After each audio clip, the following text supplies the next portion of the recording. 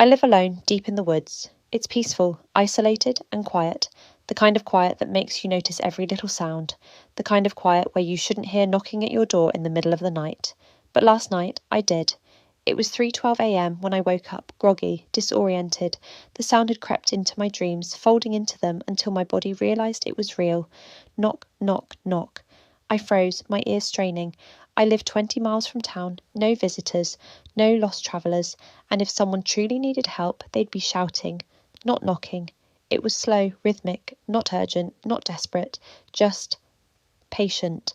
I swallowed hard and slipped out of bed, my bare feet silent on the hardwood floor. My house is small, with only a few rooms and a single hallway leading to the front door. As I approached, my heart pounded, my breath shallow. The knocking stopped. I hesitated, every instinct screaming at me to stay away. But then, in the heavy silence, a voice slithered through the door, low, amused, like someone sharing a secret. I know you're awake. I took a sharp step back. I didn't respond. I didn't move. For a long moment, nothing happened. Then footsteps, slow, dragging, moving away from the door, but not toward the road, around the house, toward my bedroom window. I ran back to my room and shut the door, pressing my back against it like that would somehow help. My bedroom window was covered with blinds, but the thought of someone standing behind them, watching me, smiling. I didn't look. I refused to look. I don't know how long I stood there. My phone was in my pocket, but my fingers felt frozen, useless. Eventually, as the first light of dawn crept in, I forced myself to move. I checked the front door, still locked. I checked the security cameras, and that's when my stomach dropped. The footage showed the porch, the door, the empty space beyond it. The knocking sound was clear, my reaction too, walking toward the door. But there was never anyone there. The only thing that changed was the door handle, turning, on its own. I shut off the cameras and sat at my kitchen table, gripping my mug like it could keep my hands from shaking.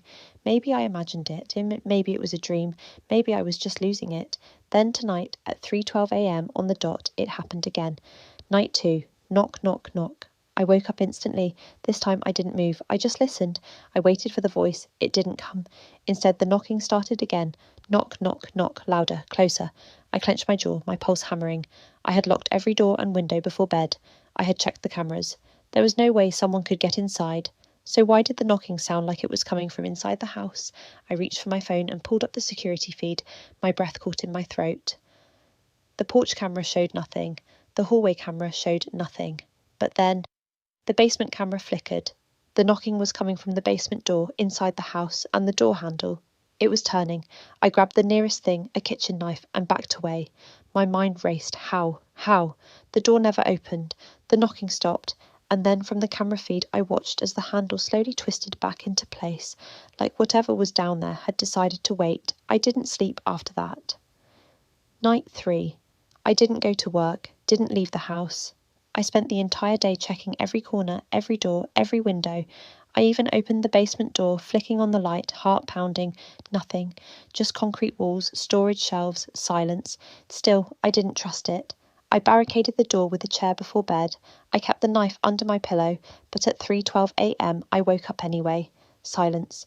Then my phone vibrated. Motion detected. Basement camera.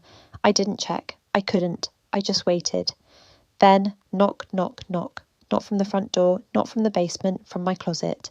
I sat up so fast I almost screamed.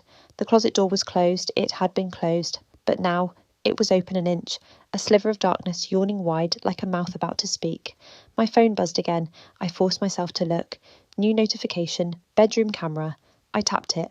My blood ran cold. The feed showed me, sitting up in bed, eyes wide, alone. But in the reflection of the closet mirror, I wasn't alone. There was something behind the door, not a person, something wrong.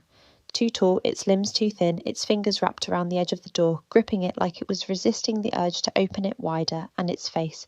It had no eyes, no nose, just a mouth, a wide, stretching grin, and as I watched, frozen, the thing in the reflection tilted its head, as if it knew I was watching.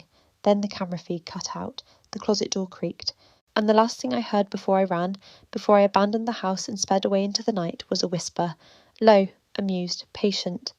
I told you. I know you're awake. I haven't been back home since. I don't think I ever will. But tonight, as I sit in this hotel room trying to tell myself it's over, my phone buzzes again. Motion detected, closet camera, live feed playing. The closet door is open and something is crawling out.